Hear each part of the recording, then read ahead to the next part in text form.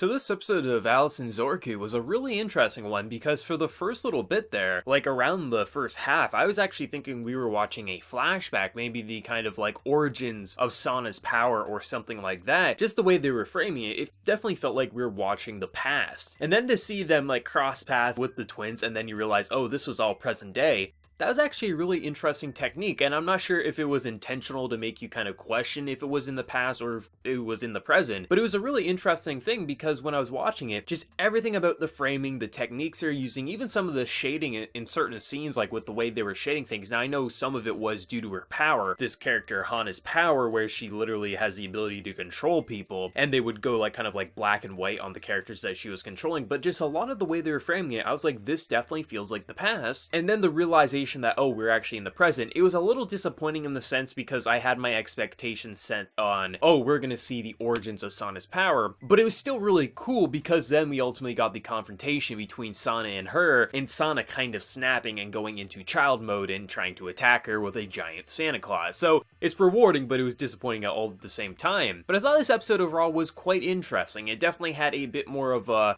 hard-hitting feel to it with the whole kind of like very unhealthy family relationship, a little girl who pretty much has a family that she feels like she's a disappointment to the family. The mother's trying her best, the father is pretty much turning into an alcoholic. It wasn't anything like I was like, oh, this is so hard to watch or anything like that, but it was still like, I feel for the girl, it sucks she's in this situation, and oh, she discovers she has an ability that can pretty much solve all of her issues. And I think bringing up that question is kind of interesting because what if a child had the ability to mend a broken family? What ultimately would happen? And for a little bit, the way they're portraying it, like, oh, everything's starting to feel good. They're going to the soccer game again. Everything feels nice and peachy, and then everything kind of starts to break where everyone's pretty much a mindless zombie. Her friend is like, oh, we can do anything we want, and I'll always be by your side, and then throughout the episode you see everything's not really as clear as day as we're led to believe. I mean, anyone who has the ability to control minds essentially is going to be a dangerous weapon at some point in time, but I really like how they handled the concept of their friendship, because this girl's like, it's kind of like explained like, I'll always be by your side, I'll always be with you, I'll never look at you bad.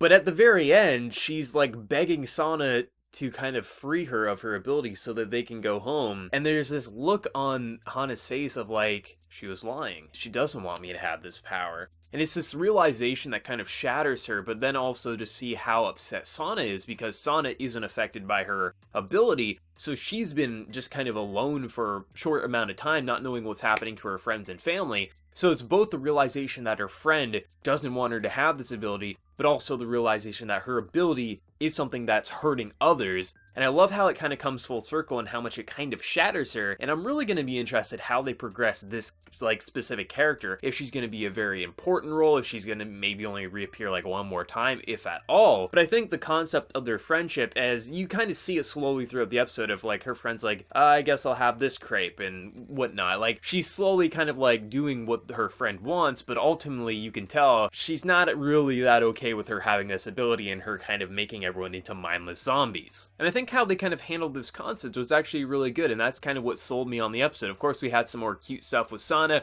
her just playing around the flower shop, but I really did like just how it's kind of like, is she a good witch or is she a bad witch? She's not really any. She's a good girl at the heart, but at the end of the day, she's turning people into mindless zombies. That's not a very good thing to do. And I saw a lot of people start speculating like why was Sana like not affected. We saw the twins were affected, and I just think that probably the explanation is going to be because Sana is like the ultimate like literally witch in a way you could say, because her ability, her Alice's dream or whatever they call it, is more powerful than anyone else's. Like she can do anything, she can manifest anything. So I wouldn't be surprised if no one's abilities could even really match hers or even really work against her. So that's kind of my interpretation of why she was unaffected. But it's going to be interesting where they kind of progress the final 4 episodes, what they're going to do, if we're going to get more serious again, if we're going to go back to more lighthearted. Of course, Sana passed out, but I mean, she's going to be fine. I don't think anything really bad's going to happen next week. But it's really interesting how they took this episode in particular. I thought, in terms of the actual visual presentation, I think the first half was really good with how they were kind of like animating it. Like I said, it made it really feel like it was in the past, the way they were kind of directing it.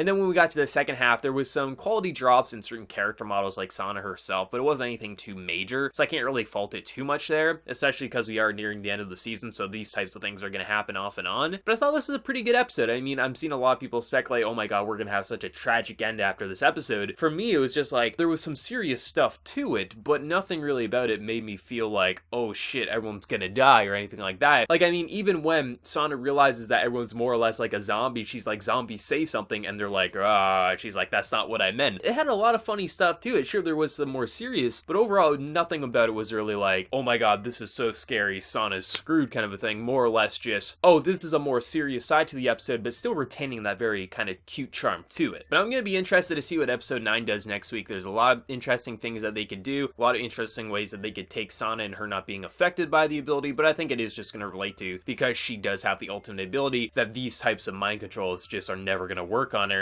But I'll be interested to see what happens next week. But let me know your thoughts down in the comment section below. Did you love the episode? Did you hate it? Or did you think this was just kind of like an okay episode in the middle, nothing too great or out of the ordinary? Before you leave, smack that like button to show your support. If you're new to the channel, be sure to subscribe. So until next time, everyone, please take care and have a good one.